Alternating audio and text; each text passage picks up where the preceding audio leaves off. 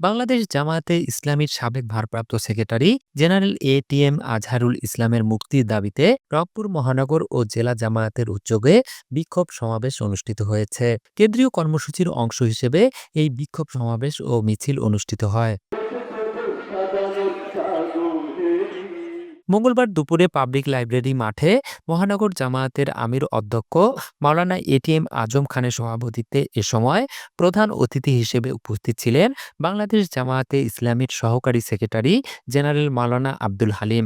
এছাড়াও জেলা ও মহানগরের নেতাকর্মীরা উপস্থিত ছিলেন।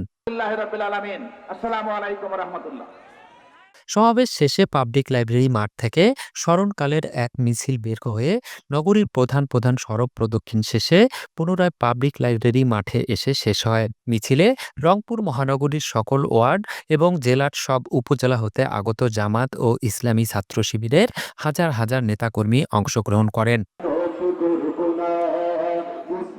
সমাবেশ ও মিছিলে অবিলম্বে আজহারুল ইসলামকে মুক্তি দেওয়ার জন্য অন্তর্বর্তী সরকারের প্রতি জোর দাবি জানান বক্তারা।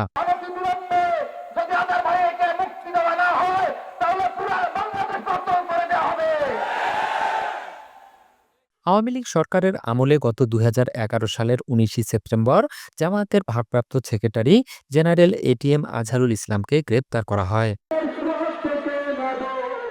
জুলফিকার জুয়েল, বায়ান্নর আলো, রংপুর।